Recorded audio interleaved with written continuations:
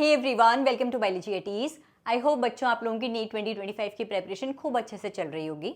देखो अब वो टाइम आ गया है जब आप लोगों को सिलेबस कंप्लीशन के पीछे नहीं भागना है। आप लोगों को अपने सिलेबस को 3 कैटेगरीज में डिवाइड करना है: easy topics, high weightage topics and difficult topics.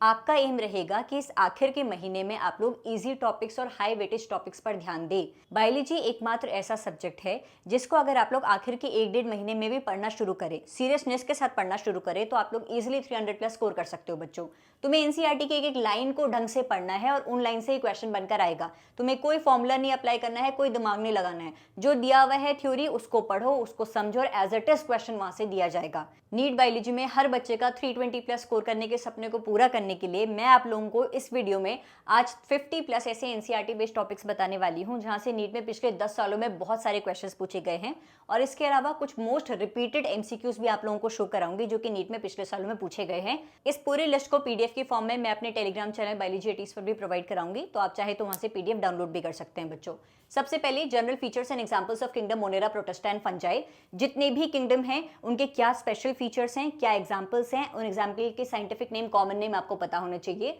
Virus, viroids, lichen से बहुत बार नीट में क्वेश्चंस पूछे गए हैं। एल्गी की जो टेबल एनसीईआरटी में दी हुई है, फियोफाइसी, रोडोफाइसी, क्लोरोफाइसी के क्या क्या फीचर्स हैं वो आप लोगों को पढ़ने हैं। Plant body of bryophyte, pteridophyte, gymnosperm, angiosperms, किसमें फूड सीटर कैप्सूल प्रेजेंट होती है, इंडिपेंडेंट गैमेटोफाइट किसमें होता है, किसमें डिपेंडेंट गैमेटोफाइट होता है, आपको पता होना चाहिए। सारे फाइलम्स के डिस्टिंक्टिव फीचर्स और एग्जांपल्स। एनिमल किंगडम में एनसीईआरटी में लास्ट में जो टेबल दी हुई है उसे आप लोग अच्छे से पढ़ लीजिएगा। बच्चों, plant symmetry, types of aestivation, type of presentation आप लोग करेंगे।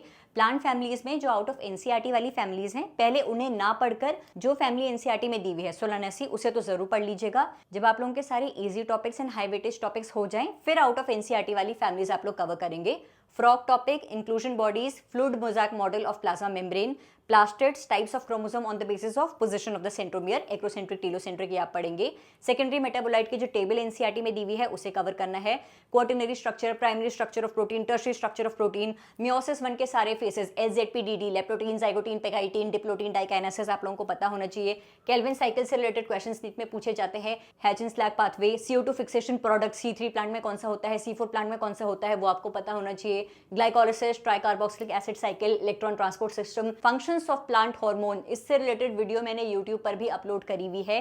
क्या क्या फाइटो हार्मोन्स है, उनके क्या फंक्शंस है, आप लोगों को पता होना चाहिए। यहां से नीट में फ्रीक्वेंटली क्वेश्चंस बनकर आते हैं। बच्चों, respiratory volumes and capacities, disorders of organ system, respiratory system के क्या क्या डिसऑर्डर है, एक्सक्रीटरी सिस्टम के क्या डिसऑर्डर्स हैं, सर्कुलेटरी सिस्टम के क्या डिसऑर्डर्स हैं, blood coagulation, cardiac cycle, urine formation, countercurrent mechanism, structure of contractile proteins, actin and myosin का structure, ribs, types of ribs, true ribs, false ribs, vertebrochondral ribs, floating ribs किसे कहते हैं ये आपको पता होना चाहिए। Generation and conduction of nerve impulses, endocrine glands कौन कौन से हैं, क्या उनके फंक्शन है, एम्ब्रियो सैक का स्ट्रक्चर, डायग्राम बेस्ड क्वेश्चंस आता है।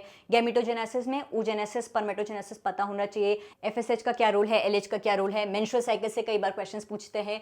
Methods of contraception, incomplete dominance, Mendelian disorder, chromosomal disorder आपको पता होना चाहिए। Meselson and Stahl experiment, transcription translation के प्रोसेस, लैक ओपेरॉन, ये बहुत इंपॉर्टेंट टॉपिक्स हैं। इन टॉपिक्स से रिलेटेड मैंने एक प्लेलिस्ट भी अपलोड करी हुई अपने चैनल पर, जेनेटिक्स एंड एवोल्यूशन नाम से, वहां से आप लोग ये सारे टॉपिक्स डिटेल में पढ़ सकते हैं। Different types of analogous and homologous structures, AIDS, life cycle of Plasmodium, very important topic, alcohol and drug abuse, sewage treatment, biogas plant, recombinant DNA formation, polymerase chain reaction से कई बार NEET में questions पूछे गए हैं। RNA interference, gene therapy, population interactions, decomposition के steps and causes of biodiversity loss, the 4 evil quadrant जो दिए हुए हैं, 4 कॉजेज ऑफ बायोडाइवर्सिटी। ये 50 प्लस टॉपिक्स तुम सभी के टिप्स पर होने चाहिए मेरे बच्चों।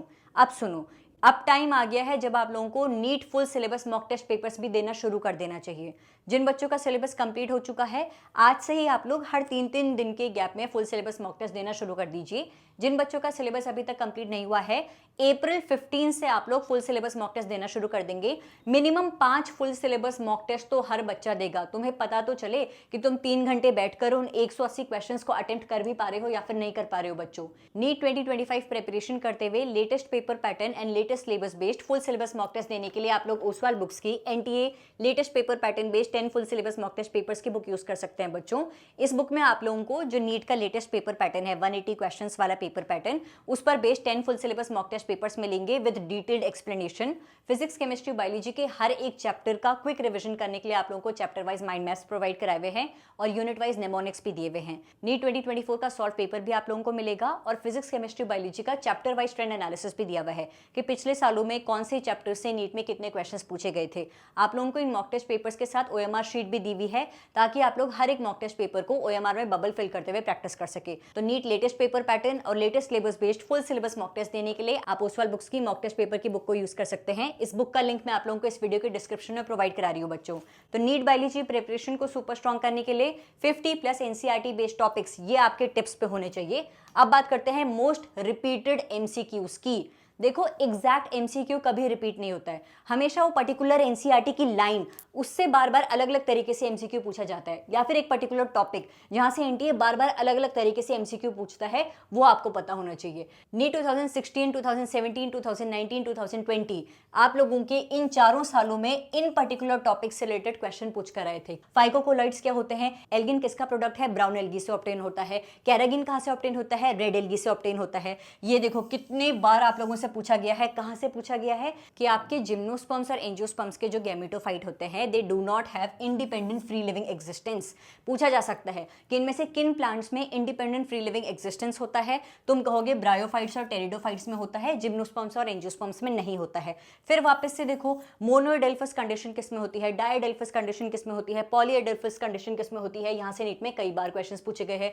तुम देख रहे हो बच्चों सिर्फ और सिर्फ एक एनसीईआरटी की लाइन कि primary CO2 acceptor C3 plants में कौन सा है, C4 प्लांट्स में कौन सा है, उससे ही नीट में कितने बार क्वेश्चंस पूछे गए हैं। नीट 2024 में क्वेश्चन पूछा गया था कि आप लोगों के कितने हाइड्रोजन आयंस पास होते हैं through the F0 complex from the intermembrane space. Diagram में दिया हुआ है 2H+ आयंस, लेकिन रिटन जो कंटेंट है उसमें दिया हुआ है 4H+ आयंस, तो हम रिटन के अकॉर्डिंग चलते हैं, 4H+ मार्क करते हैं। फाइटो हार्मोन से रिलेटेड क्वेश्चन अक्सर पूछा जाता है। स्ट्रेस हार्मोन्स कौन सा है, एब्सिसिक एसिड है, कई बार नीट में इससे क्वेश्चंस पूछे गए हैं। एजमा के बारे में, ना सिर्फ एजमा, सारे disorders of the respiratory system, circulatory system तुम लोगों को पता होना चाहिए। नीट 2021, 2023 में जक्स्ट्राग्लोमेरुलर सेल्स के बारे में पूछा गया है। वेरी इंपॉर्टेंट क्वेश्चन, इराइथ्रोपोइटिन जो हार्मोन है कहां से प्रोड्यूस होता है, तुम्हारा जक्स्ट्राग्लोमेरुलर सेल्स है जो किडनी के, it produces the peptide hormone erythropoietin जो कि इराइथ्रोपाइसिस में मदद करता है। फिर आगे आ जाओ, नीट 2013, 15, 2014 में पूछा गया है कि भाई आपके जो साइनोबैक्टीरिया होते हैं उनमें क्रोमेटोफोर्स मौजूद होता है। पूछा जाता है कि क्रोमेटोफोर्स क्या है, कहां मौजूद होते हैं, यहां से एमसीक्यू बनकर आता है। आपके रेस्पिरेटरी क्वेश्चन से रिलेटेड क्वेश्चन बनकर आता है। आरबीसीज का एवरेज लाइफ स्पैन कितना होता है, ग्रेवयार्ड ऑफ आरबीसी किसे कहते हैं, यहां से नीट में फ्रीक्वेंटली क्वेश्चंस पूछे गए हैं। ये पूरी लिस्ट का आप चाहे तो स्क्रीनशॉट ले लो बच्चों, या फिर मेरे टेलीग्राम चैनल बायोलॉजी 80s पर मैं आप लोगों को इस पूरी पीडीएफ को प्रोवाइड करा दूंगी। देखो आप लोगों को ये सभी 50+ एनसीईआरटी बेस्ड टॉपिक्स करने हैं और जो ये लिस्ट मैंने क्वेश्चंस की प्रोवाइड कराई है इनको फ्रीक्वेंटली रिवाइज करना है। और नीट बायोलॉजी सेक्शन में 340+ नंबर तुम्हारी नीट बायोलॉजी प्रिपरेशन को और भी ज़्यादा स्ट्रॉन्ग करने के लिए और स्मूथ बनाने के लिए आप लोग मेरे चैनल के प्लेलिस्ट सेक्शन में जाना। बायोलॉजी की यूनिट वाइज प्लेलिस्ट मैंने अपलोड करी हुई है जहां से आप लोग यूनिट वाइज हर एक टॉपिक का क्विक रिवीजन कर सकते हैं। Genetics and evolution complete unit का क्विक रिवीजन करने के लिए मेरी जेनेटिक्स एंड एवोल्यूशन वाली प्लेलिस्ट को चेक करिएगा।